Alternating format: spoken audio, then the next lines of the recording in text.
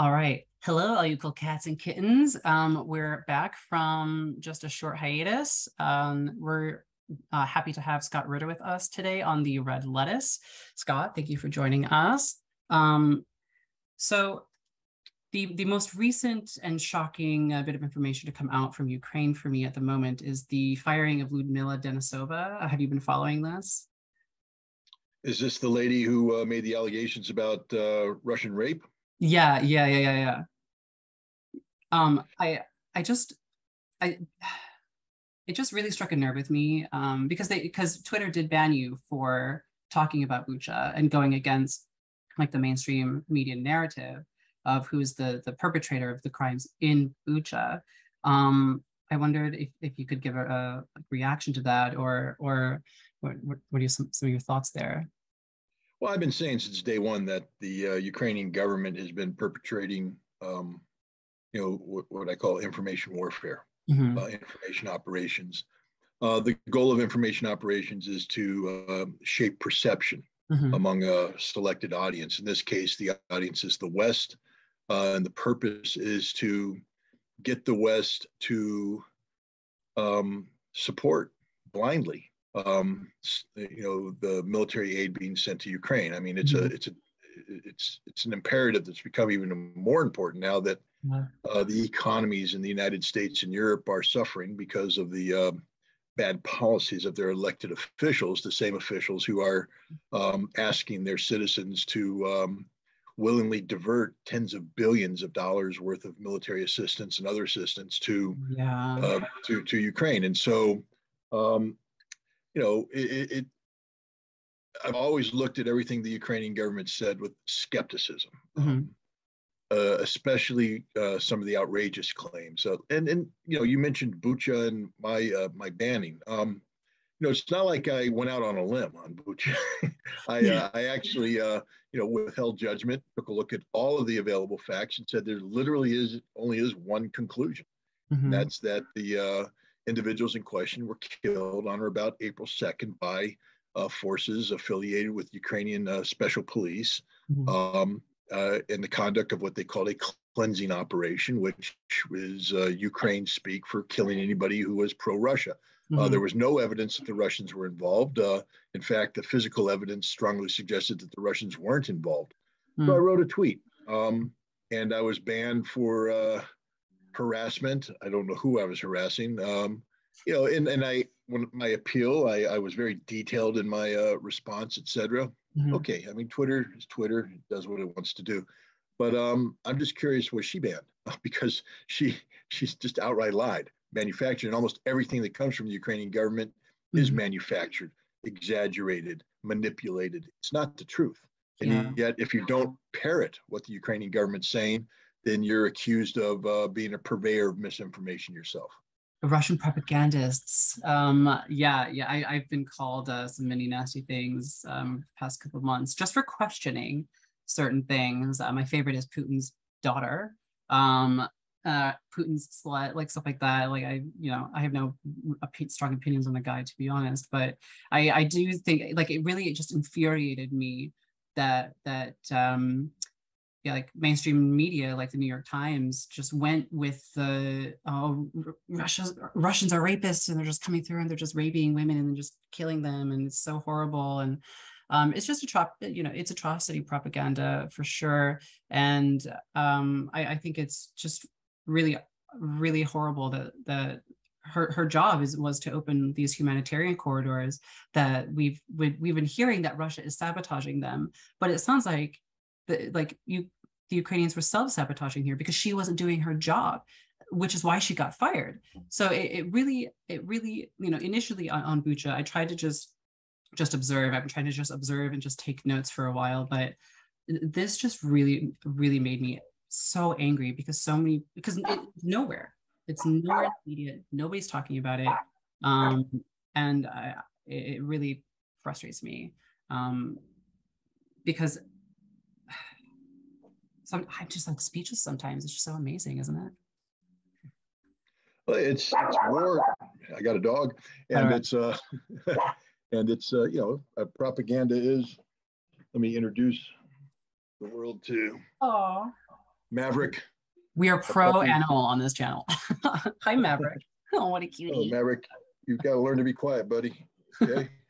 We just got him, so he's trying to feel his way around the house. So, all right, I got to put you down now. Can I do the interview in peace? Say goodbye, Maverick. Hi, Maverick. Pomeranians, they make noise. Yeah. No, I mean, look, war is fought on any number of levels, and one of them is, the propaganda war. Mm-hmm. It's to be expected. But, here in the United States, we're not supposed to accept at face value what anybody says about anything. Mm-hmm. We're supposed to be, the citizens who empower ourselves with, fact-based data that has been subject to debate, dialogue, discussion. I mean, that's what we pride ourselves in, the ability to sit down and have informed discussions about complex issues. Right. And we don't, we also pride ourselves in being individualists, meaning we don't let people tell us what to do. We decide for ourselves what to do. And we consider ourselves to be responsible citizens, meaning that when we make a decision, it's an informed decision, one that's fact-based, just, right, all this. And yet with Ukraine, that's all out the window. You either blindly follow the accepted mainstream narrative, or you're pushed aside. So the irony is that the United States government, in pushing for its support to Ukraine, is behaving in the most un-American way imaginable by suppressing freedom of speech. Yeah, you're totally right. I have seen, it's like, I don't regularly use Twitter, but I've seen some like really, really nasty stuff on Twitter, and it just seems so on the nose, like all these accounts being labeled Russian state affiliated media and stuff like that, and just the way that like culturally that Americans especially just like threw all reason out the window and just started going along with it. I mean they pulled another babies and incubators on us, and now $15 billion here, $20 billion there is going for weapons manufacturers. And who's getting all that money? It's people connected with the political establishment in the United States. And when you start talking like that, people think that you're espousing some conspiracy theory, which I find quite offensive, because it's like, it's right there. It's on the paper who's getting this money. Just follow the money. We know exactly where it's going, but nobody wants to know. Nobody. I mean, America is, we always used to joke about every 4 years, America would go through the quote unquote silly season as we prepared for a presidential election. The lead up in the spring and the summer, we were in the primaries, and it just got silly because, politics became involved. But then after the election, America was settled down and we become the mature country. We're in a permanent silly season right now. It's everything is politicized. There's only extremes. There's no middle ground. Common sense has gone out the window, and this applies to just about anything you want to talk about, but especially in when we come to national security, anything about Russia, because Vladimir Putin has been demonized. The Russian nation has been demonized. The Russian people have been demonized. Russian cats have been demonized. Russian tennis players, Russian gymnasts, Russian soccer players. Anything Russian. I mean, my wife and I went to, where did we go? Washington, D.C. last month. And a very popular Russian restaurant that we wanted to eat at was closed because of the anti-Russian sentiment that existed. And we ended up going to another Russian restaurant, very nice place. But in order to stay open, they felt obliged that they had to fly the Ukrainian flag. Yeah. And I'm like, I mean, you do what you need to do, but what does it say about a country when we Americans require somebody to fly a flag we have no clue of? Because people don't understand that the Ukrainian flag today represents not a nation of shared democratic values, but a nation under martial law, run by a president who has allied himself with neo-Nazis, has empowered a hateful ideology, and the flag is, the blue over yellow flag is interchangeable now with the black or the red over black flag of the Bandera movement, the Nazis. So if Americans knew this and understood that when you fly the Ukrainian flag, you're literally flying the modern day equivalent of the swastika, maybe they would think twice. But Americans aren't in the business of thinking today. They're only in the business of reacting to whatever mainstream media tells them is the right thing to do. I whenever I bring this up, so I've lived in Chicago for the past several years, but I'm here in Cardiff now. But I was so heartbroken to see pictures and videos of people carrying that black and red flag around the streets of Chicago. I was like, not in my city. I would snatch that up. And I don't, I've been a pacifist for so long. And this event has really, really tested my pacifism. I will be honest, because just the amount of just what they call misinformation, for however many years, 8 years now, the mainstream media has been reporting on this war in the East, in the Donbass region, and they've been talking about the Azov movement, not just the battalion, but the movement in the whole country that's based in Kiev even. And I've seen documentaries about like children's youth camps, and it's so upsetting to see that, because the way that they frame it in the media, it's almost like they're pushing Nazi propaganda from World War II about Russia. And I've been reading a lot about the Third Reich's plans for Lebensraum, and why Ukraine was important to them for Lebensraum, because the Goths had settled there at some point in history, and they're like weird occult racist ideology, they led them to want to take that, and I think that can be true in the Baltics as well, and it's just so startling to me to see Finland trying to join NATO.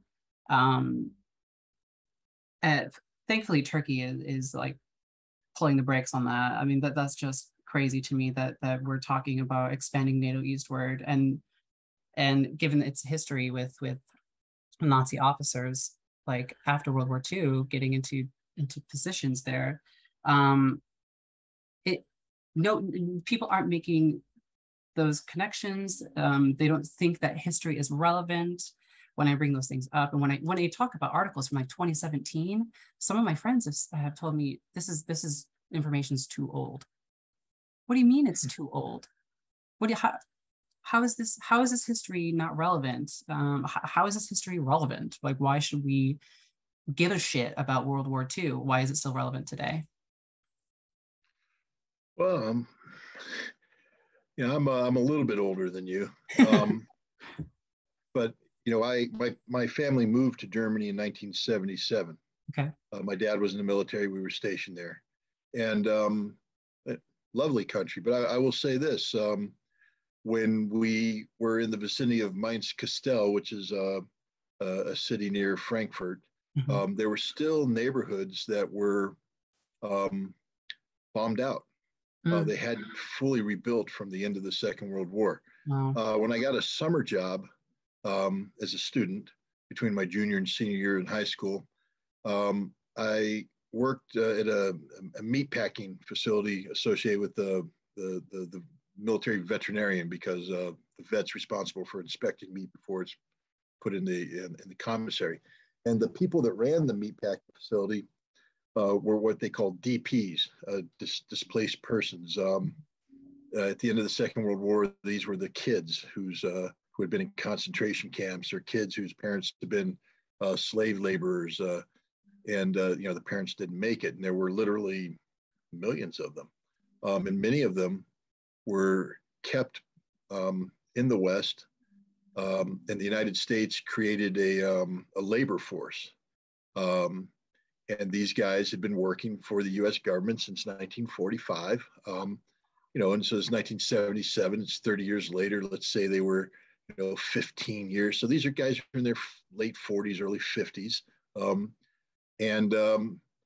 But they were a byproduct of the Second World War. Mm-hmm. I lived in German villages where my German friends, down in their basement, they had their grandfather's, man cave, which was really nothing more than a memorial to their wartime experiences during World War II, with photographs of them in different campaigns, the battle flags, the swords, the knives, the medals. The bottom line is that Germany was a living extension of its past. Mm-hmm. One thing that struck me at the time was that Germany was still occupied by mm-hmm. Americans and Soviets and French and British, especially Berlin, that there was no peace treaty, that there had never been a peace treaty signed at the end of the Second World War, which means that the Nazis had never been truly purged. And you knew that because many of the German officers were Nazi officers. Many of the German politicians had a Nazi heritage. German industries were run by people who had been employed by the Nazis. Nobody had ever purged Krupp of its Nazi affiliation. So Germany was tainted by its Nazi past. And if today, I think people just assume because the Berlin Wall went down that Germany's A-OK. It's not. Germany, they rushed through a peace treaty in 1990 so that the Soviets would leave East Germany and they could reunify Germany. But peace treaties don't work if there's not conditions set. And Germany is fundamentally a nation that has never severed its connectivity to its Nazi past. And why does history matter? Well, gosh, we just told the Germans that we want them to spend $100 billion to rearm so that they can move their troops eastward through Poland to confront Russia. Anybody who's studied history understands that that is literally the most insane thing you could ever ask of a German. And the fact that the Germans seem to be okay with this proves my point, that they've never been purged of the German nationalism that was the foundation of their National Socialist ideology of Adolf Hitler. Yeah. History matters. If you studied history, you'd also know that between 27 and 32 million Soviet subjects were killed during the Second World War, and that the Soviets have never forgotten nor forgiven the Nazi ideology for these deaths. And maybe that would help people understand why Russia has responded the way it has to the emergence of this hateful ideology of the Bandera movement. That red over black flag we spoke of is literally a direct descendant of the Nazi movement of Germany. When Germany invaded, Nazi Germany invaded Ukraine in 1941, in Western Ukraine, they were greeted as heroes and liberators by these blonde-haired, blue-eyed, Aryan Western Ukrainians that the Germans viewed as being not subhuman, but an extension of the Aryan race. In fact, tens of thousands of Ukrainian children were taken to Germany to be raised so that they could interbreed with the Germans to purify German blood. 80,000 of these Western Ukrainians immediately joined the German forces, once they invaded, over 250,000 ended up serving with Nazi Germany. Many of them in a SS Panzer division, the Waffen SS, the military arm of the of the Nazi military movement. Babi Yar, if you know history, tens of thousands of Jews were slaughtered in Babi Yar, a ravine in Kiev, the capital of Ukraine. A fourth of the Jewish victims in the Holocaust were killed in Ukraine. Yeah. Well, that's what I'm getting at. But the people who, the Germans may have directed, but the people who pulled the trigger at Babi Yar were Western Ukrainians, followers of Stepan Bandera.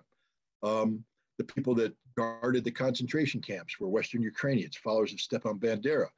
From 1944 to 1953, many Americans won't know this, but if you studied history, it does matter. The CIA supported the Bandera movement as it carried out an anti-communist resistance.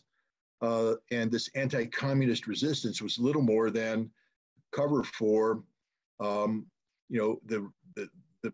continuation of the kind of racial purification that defined Nazi Germany.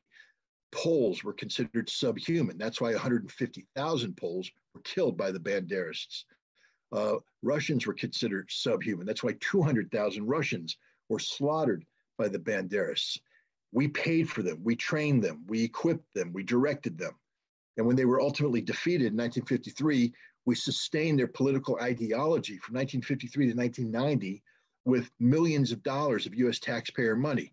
And then we breathed life back into them in 2013, 2014 through the Maidan revolution that ousted Viktor Yanukovych, a duly elected president of Ukraine. So when we talk about the Bandera movement, Nazi movement, we need to also understand, and you asked the question, why history matters, what role the United States has played in, bringing life to this hateful ideology. And then as an American, I encourage every American to go visit a military cemetery where the men and women who fought in the European theater during the Second World War are buried. Go to Washington, D.C., go to the World War II monument, take a look at the battlefields, take a look at, the campaign where, hundreds of thousands of Americans flew in B-17, B-24 bombers over Germany. Tens of thousands lost their lives. Americans went over the beach at Normandy. Thousands lost their lives. Americans fought and died in the Battle of the Bulge. Thousands lost their lives. Who were they fighting? The Nazis, the Nazis, the Nazis. And yet today, the grandsons, the granddaughters of these heroes are allowing their taxpayer money to be diverted in support of Nazi ideology with a direct linkage to the Nazis. Their grandfathers fought and killed and died fighting in World War II. America's insane. We've gone crazy. We literally have lost touch with who we are and what we are. The fact that any American supports the diversion of one US taxpayer dollar to Ukraine today proves that they are ignorant about the world they live in and the role played by the United States in sustaining one of the most hateful ideologies ever. It's very upsetting how irrelevant all of this seems to be to like the neoliberal mindset. I don't even want to describe it as neoliberal anymore. That's just like the public sentiment is totally unbiased. It's either you're sucked up into it and you believe it, or you don't and you're weird. I can't quite describe it, but it was really unsettling to me how quickly overnight people just flipped to anti-Russia this, anti-Russia that, pro-Ukraine this, pro-Ukraine that. And you can always tell who's not doing research into this, because they're just parroting what Anderson Cooper tells them or Laura Ingraham tells them. They have their own narrative, and I just at a loss for words sometimes. I think we need to understand that. Let me put it this way. As somebody who's taken an oath to uphold and defend the Constitution against all enemies, foreign and domestic, I take that document very seriously. Yeah. I was willing to die for it. I am willing to die for it. So my wife, who's from the Republic of Georgia, is a naturalized U.S. citizen. She wasn't born here. To become a citizen, she had to take a test on the Constitution and pass it with 100%. You're not allowed to miss a question on the Constitution. That's how important it is. I will sit here right now and put my month's paycheck on the following observation, that if we gave a test, the same test that immigrants have to take to become U.S. citizens, if we gave that to every natural-born American citizen today, over 90% would fail. And that tells you something, because the Supreme Court a long time ago said that the Constitution belongs to the people. It is the people's document. The Supreme Court interprets it, but it's the people's document. Therefore, it's up to the people to protect it. How can you defend that which you don't know? If you don't know all of the amendments, what they stand for, if you haven't studied Supreme Court decisions and why is Citizens United so important when it comes to freedom of speech? What's really going on with Roe v. Wade? Things of that nature. What are the gun control decisions regarding the Second Amendment? And then you get into issues such as civil rights, women's suffrage, and we can go on and on and on. If you don't know this, you can't defend it. So the majority of Americans that say, wave the flag, put it out there on holidays, and shout USA, USA, USA, are just empty suits. They don't know what they're supporting. Because if you're not supporting the Constitution of the United States of America, you're not supporting America. You're supporting something else. The Americans don't have to work for it anymore. There was a time, I think, when Americans understood citizenship. The 1930s was a very difficult time for the United States because of the Great Depression. We were suffering as a nation, and we came together as a nation. And I think the concept of civic responsibility and civic duty resonated. People understood what it meant to be part of a community and come together to try and rebuild a nation devastated by this economic depression. And then we followed that right up with the Second World War. Tom Brokaw has written about the greatest generation. Well, it's a generation that was born of the Depression, then fought a world war, where it emerged as not just the arsenal of democracy, but the face of democracy. And democracy meant something. I think that the average U.S. soldier that fought in World War II could pass that test about the Constitution. I think the kids were taught civics. They knew what it meant to be a citizen. But then something happened. Between the end of the Second World War and today, America stopped being a nation of citizens and started being a nation of consumers. Now, I understand the importance of consumer-driven economy, and I get it, the American dream, a house, 2 cars, but the American dream is meaningless unless you have a solid foundation of what it means to be an American, the Constitution, rights, etc., what you're willing to defend, what you're willing to die for. Instead, we've become addicted to comfort. And so long as we wrap ourselves in this cocoon of comfort, so long as society keeps us happy, keeps us rocking back and forth, we don't want to change anything. We don't want to burst out of this cocoon and have to deal with reality. We want to get into the cocoon. So we're more than happy to get up in the morning, drink our Starbucks, go to work, come home at night, tune out the world, tune on TV. And we don't want the TV to bother us with facts and all that. We want TV to entertain us. Yeah. Because we're only going to give it 30 minutes, an hour, entertain. And even worse now, we want this to entertain us, the phone. But we can't spend too much time because we got important things to do, like, play Angry Birds or something. But we've forgotten what it mees to be involved. How many American citizens go to town hall meetings? When was the last time an American went to the PTA? When was the last time they took a look at the issues on the school board elections? Do they really know who they're voting for on the highway department? Because that's the guy that fixes the potholes.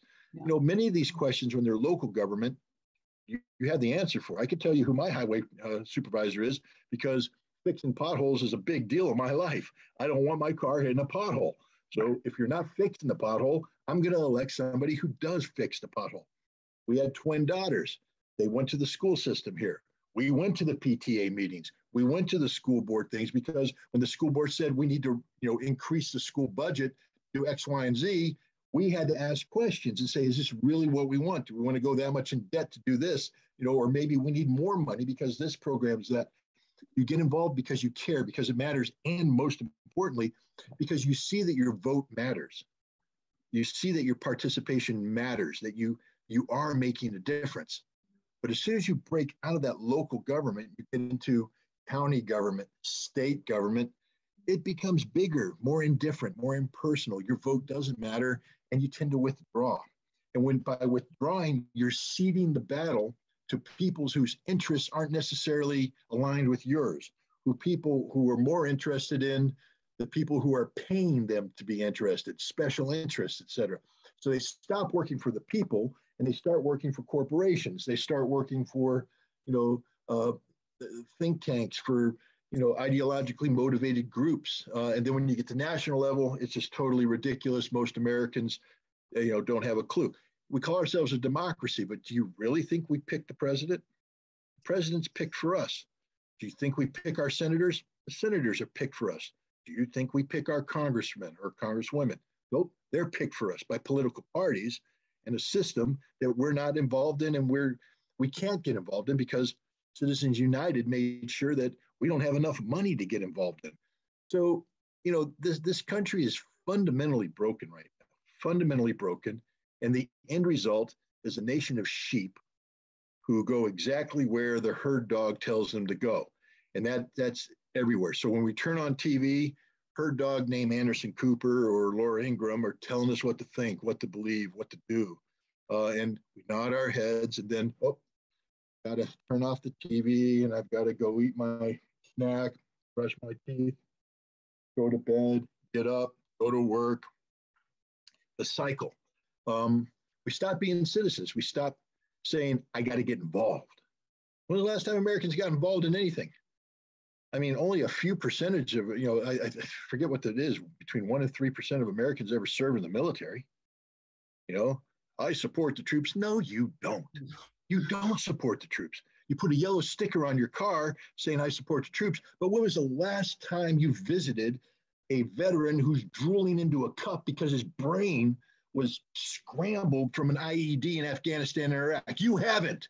When was the last time you went to change the diaper of a Marine whose spine was severed because his truck rolled over because of a roadside bomb? You haven't. Unless you are a family member, you're not doing this. So get the damn sticker off your car. Quit faking it. Get the American flag off the front of your house unless you truly believe it.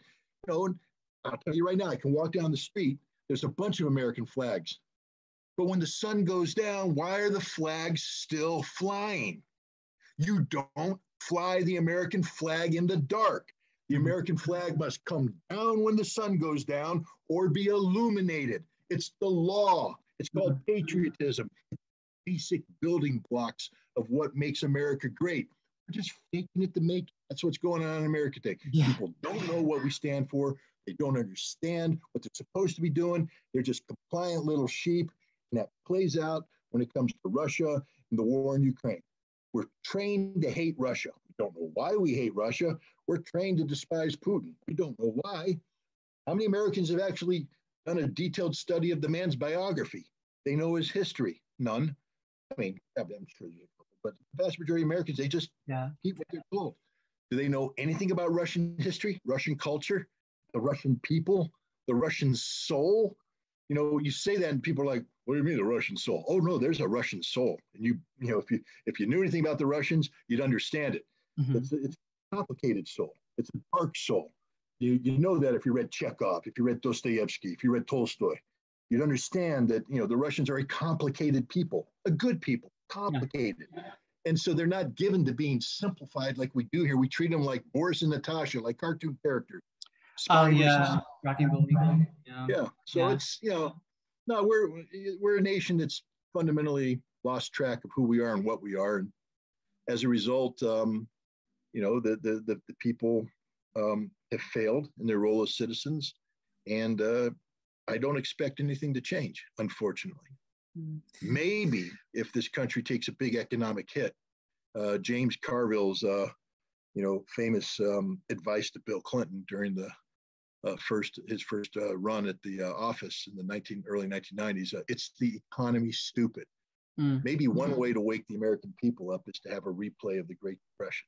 We're headed in that direction. Oh, absolutely. I don't want that to happen. Absolutely. I don't want that to happen, but I'm just saying, if we have an economic collapse and Americans have to relearn basic values, maybe we'll rediscover what basic citizenship is. That would be nice. It seems pretty bleak, doesn't it? Yeah, I totally sympathize with what you're saying. I come from a military family, so a lot of what you said really, really struck a chord with me. A friend of mine was killed by an IED. I have a cousin stationed out east right now, and the thought of full-blown hot war with Russia, I already am against it, but even more so, I want my cousin to come home alive. Like I really just, it just feels like we're at the precipice of another oil war. But it's so much more than just oil there. So I do kind of want to touch on like the industries that are involved here, because that's how the ruling class and the political establishment are draining the American economy. They're robbing us blind. So and they're using this war to do that. So obviously, like, weapons manufacturers and the oil and natural gas lobby play a huge role in that. In Ukraine, there's this massive pipeline that's draining the Russian economy. They charge them $3 billion a year to use it. Then you've got the Nord Stream 2 pipeline in Germany. And so eventually that's going to have to come on. Well, you'd think so. Well, the Russians are the Russians are some of the most savvy. When energy is the heartbeat of your economy, you don't fool around. Right. Let's start with some basics here. Russia understands that if it's going to make a living being an energy supplier, it has to be a reliable energy supplier, which means they can never use energy as a weapon. And Russia has never used energy as a weapon. Understand that any shutdown of Russian gas and oil sales to Europe is solely because Europe initiated this problem. Europe sanctioned Russia. Europe has made it impossible for Russia to sell. Russia didn't do this willingly. They shut down the Nord Stream 2 pipeline, but a lot of people forget that there's a Nord Stream 1 pipeline, the original.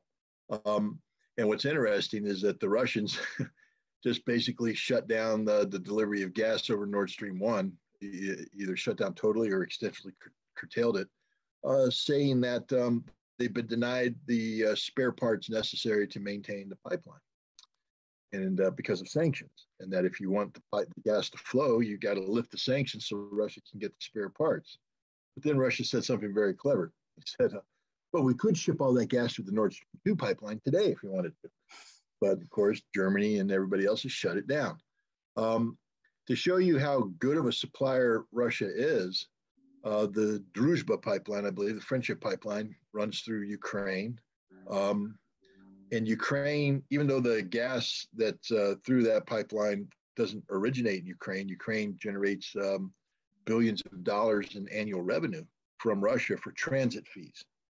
And in the midst of this war, Russia continues to pay the transit fees to Ukraine for the gas going through, because Russia is a reliable supplier of energy.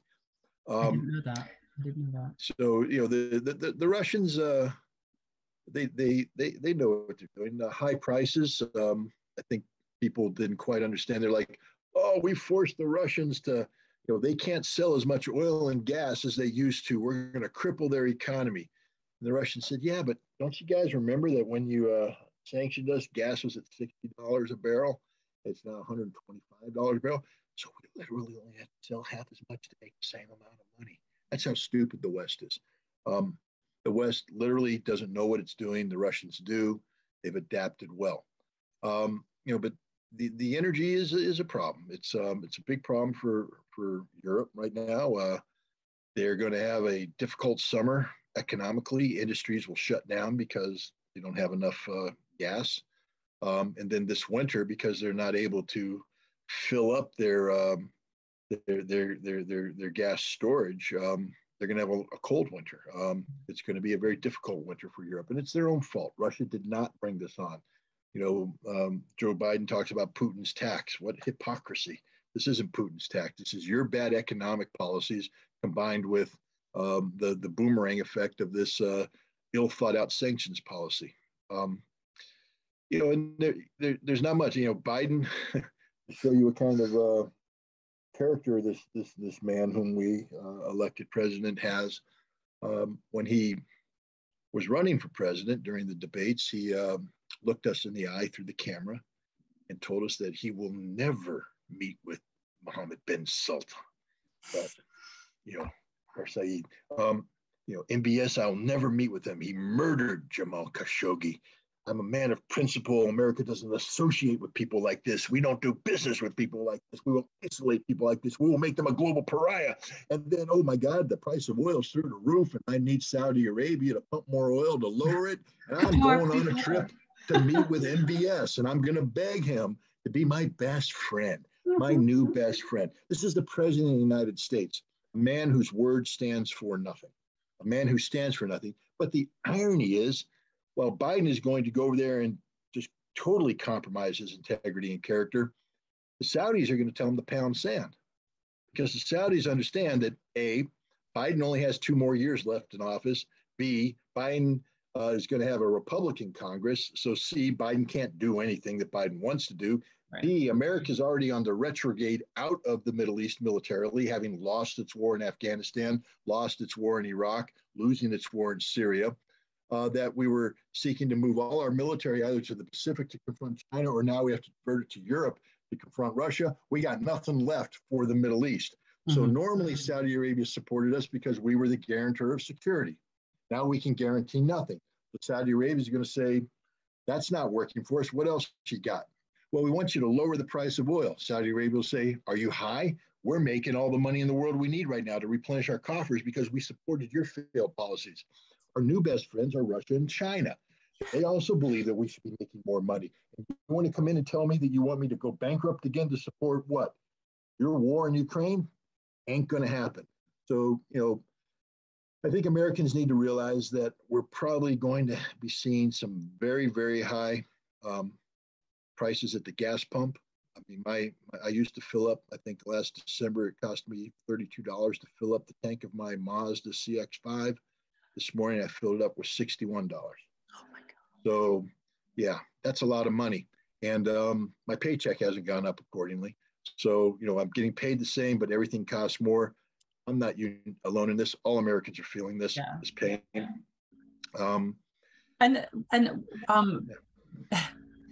Isn't it interesting, too, that, the U.S., the largest exporter of oil, can't make gas cheaper for its citizens? That just what do you think about that? Because I remember one of the problems is our oil is not oil is not oil. That's one of the things I learned early on, is that there's different grades of oil. You got sweet oil, you got sour oil, you got oil with a high sulfur content, you got oil with large water content, etc. And so in order to crack the oil, to break it down into a refined product, the molecules, you require different chemical processes. And so your refinery has to be set up to handle a specific grade of oil if you're going to produce gasoline. We were heavily involved in Venezuelan oil. Yes. Shell, Chevron, the works. We were down there pumping oil out of Venezuela, and it's a specific grade. So all of our Gulf Coast refineries were geared towards Venezuelan oil. Then we decided it would be a good idea to sanction Venezuela and to stop its oil. Now, the refineries have to say, well, then we got to retool. So we have to shut it down. It's going to take us months to retool. It's going to cost us billions of dollars. Well, while they're doing that, no gas, no diesel's being produced. That's a big problem. Or we found out that in the Ural Mountain region, the crude oil that Russia produces is a near perfect match for what came out of Venezuela. So why don't we buy the Russian crude and we can keep our refineries the way they are? And we don't have, there's no hiccup. Everything's wonderful. So we bought the Russian crude. But now Joe Biden, in his brilliance, has said, we're not buying Russian crude. So he sent American diplomats back to Venezuela on bent knee. One of them is a guy named James Story. I like James Story. Smart guy, State Department guy. He was given the impossible task of overthrowing Nicolas Maduro. He helped orchestrate several coups against Nicolas Maduro from his office in Bogota, Colombia.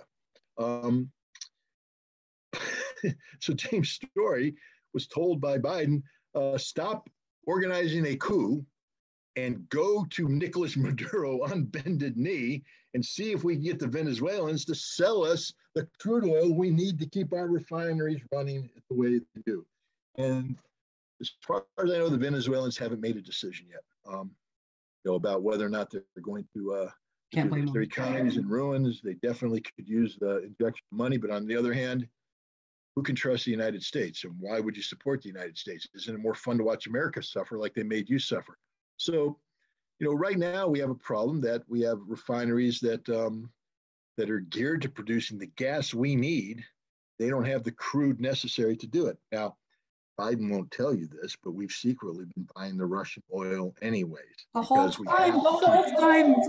You have to keep the refineries running. So even though Biden has made speech after speech after speech, I think the Russian ships go in and then they transfer the oil. There's something going on. So when they show up in the United States, it doesn't say made in Russia, but it is made in Russia, because otherwise the refineries would shut down. There would be no gas. So, this is what's going on. And then on the other hand, we got to understand that, Chevron and Shell are multinational companies. And so they don't take orders from the president of the United States. They take orders from their shareholders, from their board of directors who are responsible to the shareholders. And the shareholders love it when these corporations make a profit, because then they pay a dividend and the people get money. The stock price goes up. They get more money. So why in God's name would Shell and Chevron and these other guys slit their own economic throat to help Joe Biden? Joe Biden saying, you're making an undue profit, you're doing this. Hell yeah, we are. It's called a business. It's called a market economy. Joe Biden says, well, we're at war. No, we're not. You are. Ukraine's at war, but we're not at war. Congress hasn't declared war. Unless you're trying to tell me something, Joe. Are we at war with Russia? Is that what you're trying to tell me? So Biden's confused. His economy, his economy's in ruins. His policies are a joke. And we literally don't have an energy security policy right now worthy of the name. They're giving everything Donald Trump needs to win in 2024. Literally, they're. Well, the sad thing is, that's here. The one man who should never be president again may be president again, because Joe Biden is so bad. And so is Kamala Harris. And so are the Democrats. So, normally one would expect Americans to tell Trump, go pound sand. You're never, no. January 6th is, I'm not calling it a coup. I'm not calling it an insurrection, but it damn sure wasn't a good constitutional American thing to do, buddy. And you were the president of the United States. Yeah. So you don't get to be president again, except he's going to be president again. Thanks to Joe Biden. So it's confusing times. As I said, America's fundamentally broke. Fundamentally broke. Yeah. I don't know what's frame going to fix it. Needs I don't know what to call it. Like I don't know. It's very bleak to try to imagine the American psyche moving forward and moving beyond this. It's almost impossible to imagine a future sometimes, and it's really disheartening. I still remain optimistic deep down, but I just watch it unfolding in front of me, and I'm just like, how was I born in this timeline? It's just so I mean, Well, there's that old Chinese curse. May you be born in interesting times. So you've been cursed, my friend. You've been cursed. oh, Well, we damn it. got about 10 minutes left. So you got anything you need to ask Yeah. me? Oh, tons. There's I wanted to ask you. So, I want to talk about Bucha more and get your thoughts. Maybe we can make it like maybe we can link up again for that I specifically. have no problem. I mean, yeah. I mean, we don't need to rush everything in tonight. It's just that I've got things to do, Yeah, and of course, you of know, course, of course. So I can't say places to be because I'm in the place I'm supposed to be, but I got things no, to I do. totally understand. I totally it's almost 2 a.m. here too, so I completely understand. So I do want to talk about Taiwan for just a moment. So geopolitically, what I think is going on and what I see happening is Russia, China, and the Middle East, particularly Saudi Arabia and Qatar, are building stronger ties together. And the United States is afraid of losing Europe to this sphere of influence. And so I think when the European people realize that none of this is in their interest, that America is going to keep losing allies. And it seems kind of bleak. But do you think that's a far-fetched theory? Do you have any thoughts on that? What do you see it as? Well, I mean, first we need to acknowledge a couple of things. One, that the American economy is huge, huge. Mm-hmm. European economy is huge with a small h. So they're not going away anytime soon. They're Right. still going to be a power in the world, but they're no longer dominant. Mm-hmm. And that's the reality. At the end of the Second World War, the United States built something that we continue to call the rules-based international order. Mm-hmm. You hear this. This is a buzz phrase put out by Anthony Blinken, the Secretary of State, Biden himself. They basically have defined the United States as the defender of the rules-based international order. The rules-based international order is that which the United States did at the end of the Second World War to simultaneously rebuild a planet devastated by global conflict, using the American economy as the engine, Mm-hmm. and then to preserve American hegemony that would emerge from the role we played in rebuilding the world. Nothing's done for free; everything has strings attached. And a key element of this was the dollar, using the dollar as is the global currency, the global reserve currency. And then later in the 1970s, it became the petrodollar. And the important thing about the petrodollar, is that um, oil companies don't like to spend $30 billion investing in a project that's going to take 20 years to mature if the currency that they're using devalues, collapses. So by having the petrodollar, because oil was always going to be an important part of the global economy, and linking the dollar to oil, you gave these companies and the countries they were involved the ability to do strategic planning down the line. But the other thing that happened is that everybody had to use the dollar because everybody needs oil. Oil is sold in dollars only. So you got to need the dollar. And so the United States used that as leverage through what we call sanctions. So if we're unhappy with you, we sanction you. And sometimes people say, well, you can't sanction me. I'm not doing business with you. Well, yes, you are. You use the dollar. If you use the dollar, if you touch the dollar, we can sanction you. And then we can threaten to sanction anybody who allows you to use the dollar. Secondary sanctions. So the dollar has been used as a vehicle to control the not only the global economy, but the global politics as well. Today, the dollar's in trouble. We could sanction and people would not oppose sanctions so long as we were the dominant economy in the world. China has grown very quick. To give you an example of just how big they've grown, I think in the last 15, 20 years, China's done 3 cycles where they have three 5-year plans where they've raised 300 million people from poverty to middle class. They've done that 3 times. That's 900 million people. I think they're in the process of doing it 4th time. That's 1.2 billion people. America is a nation of 310, 320 million people. And not all of them are middle class. So China has made 3 Americas worth of a middle class. And we have to understand what a middle class is. It's a middle class is a consumer class. So it's an economic engine. It's 3 times the size of America, and it creates its own demand, its own reality that's independent of America. Russia has made itself an important supplier of energy, not just to Europe and the United States, even though Joe Biden doesn't want to admit it, but to China and the rest of the world. We have other developing economies, Brazil, we have South Africa, we have India. All of these economies are becoming bigger and more important. And what the Chinese and the Russians have done is work with these economies in a manner that respects their sovereignty. And they've created a framework for what they call the Trans-Eurasian Economic Union, which is a giant conglomerate of nations that aren't European and aren't the United States.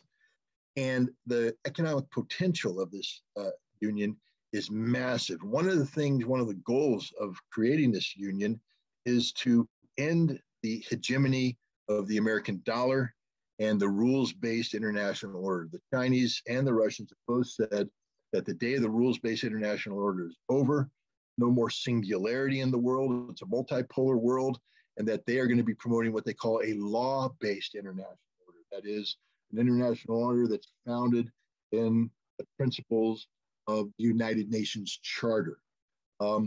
This is a direct competition to the United States, and it's going to prevail. It's going to win. America is fighting a losing battle, a rearguard action. At some point in time, we're going to have to make an adjustment. It's going to be painful because the moment the world turns its back on the dollar as either the currency of choice for the purchasing of oil or a reserve currency. And here's the thing: reserve currency means the governments have all their strategic economic reserve in hard currency that can be used in emergency to buy things. Russia had $650 billion of their national sovereign fund in euros and dollars. A lot of it was stored in banks in the United States and in Europe because the dollar, of course, is the reserve currency. And you need the money spread out because when you do large-scale transactions, especially in oil, what tends to happen is that the money is just transferred from one account in one bank to another. You're not actually moving money across the world. The money's already been located. When people pay you, it doesn't come to Russia. It stays in that bank. It's on your account. It says you have this much money, but the money is physically located in different areas of the world. Well, the United States, in its extreme wisdom, seized the Russian sovereign wealth fund. Now, they might have said, aha, we just got, first of all, it's illegal. It's robbery, literally. But second of all, it made the rest of the world say, well, if you can do that to Russia, you can do that to us. Why would we ever want the dollar? And so I think you're starting to see the world move away from the dollar. It's not going to happen overnight, but it's happening right now. People are doing trades in Chinese yuan or wenbo or whatever their foreign currency is. They're doing it in rubles. They're doing it in rupees. They're doing it in anything but the dollar or the euro right now. Yeah. And I think this is going to be a wake-up call for the United States. We are not the global economic power that we think we are, that we act as we are. We are powerful. We have a very large economy, but that economy is about ready to take a massive hit. Yeah. Because of this energy crisis. And when it does, I think global confidence in the dollar will collapse. When that happens, the Americans are going to find out what it means to live in a country where your national currency has no value. We're going to learn what maybe it's like to take a wheelbarrow full of money to the grocery store because prices have gone through the roof and the currency is worthless. I mean, the dollar used to stand for something, but what it stands for is being rejected by the rest of the world, which means the dollar now stands for nothing. It's really scary. Yeah. Yeah, I absolutely agree with you. Unfortunately, I think this optimistically, I Let's think end on an that optimistic note. yeah, optimistically, I think that I mean I do believe in the American people. Let's talk patriotically for a moment. um, um, I believe that the American people, when shit hits the fan, I believe that it's going to be messy, but I believe that we will come together and we'll figure it out. Um, because poor people, I mean, the majority of the people in the United States are poor. Let's be real.